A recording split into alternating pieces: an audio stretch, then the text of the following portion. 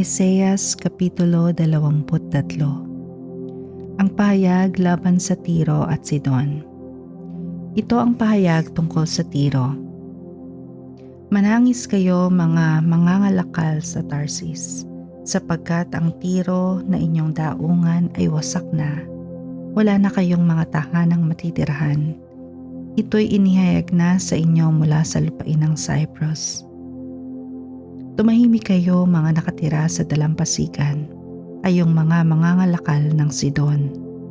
Nagpadala kayo ng inyong mga mensahero sa ibayong dagat upang bilhin at ipagbili ang mga trigo ng Sihor, ang trigong inani sa kapatagan ng Nilo, at upang makipagkalakal sa lahat ng bansa.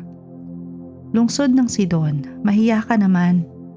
Isinusuka ka na ng karagatan sapagkat ganito ang kanyang pahayag. Kailanmay hindi ako nagkaanak, wala akong pinalaking mga anak na lalaki at babae. Kapag umabot sa mga Ehipsyo ang pagkawasak ng Tiro, sila'y tiyak na magigimbal at mapapahiya. Tumawid kayo sa Tarsis, manangis kayo mga nakatira sa dalampasigan.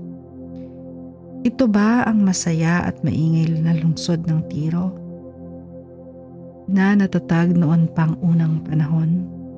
Ito ba ang lungsod na nagsugo ng mga mamamayan sa ibayong dagat upang dooy magtayo ng mga bayan? Sinong nagbalak nito laban sa maharlikang lungsod ng Tiro na kinikilala ang mga dakilang mangangalakal at pinaparangalan ang lahat ng bansa. Si Yahweh na makapangyarihan sa lahat ang nagplano nito upang hamakin ang kanilang kataasan at tiyain ang mga taong dinadakila ng sanlibutan. Kayong mga mangangalakal ng Tarsis, sakahin na ninyo ang inyong lupain na tulad ng Nilo, sapagkat wala nang gagambala sa inyo. Ang parusa ni Yahweh ay abot hanggang sa ibayong dagat at ibinagsak ang mga kaharian. Inuutos na niyang wasakin ang mga kuta sa Canaan. Ang sabi ni Yahweh, lungsod ng Sidon, tapos na ang maliligayang araw mo. Kahit na pumunta ka sa Cyprus, ay nanganganib ka pa rin. Masdan ninyo ang lupain ng mga taga-Babilonya, ang bayang ito ay hindi Assyria.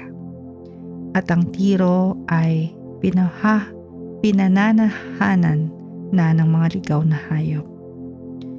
Pinaligiran siya ng mga tore at mga kuta at winasak ang kanyang mga palasyo.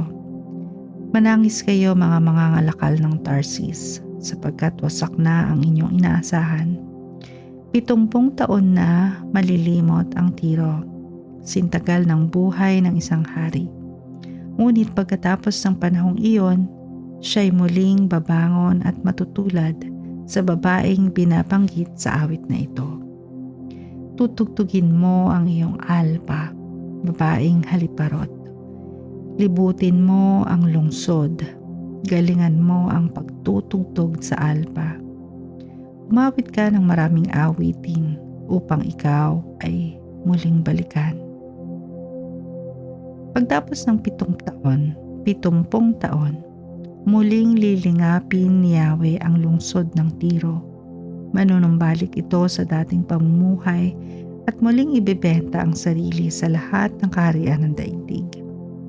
Ang kanilang tutubuin sa hanap buhay ay hindi na nila iipunin.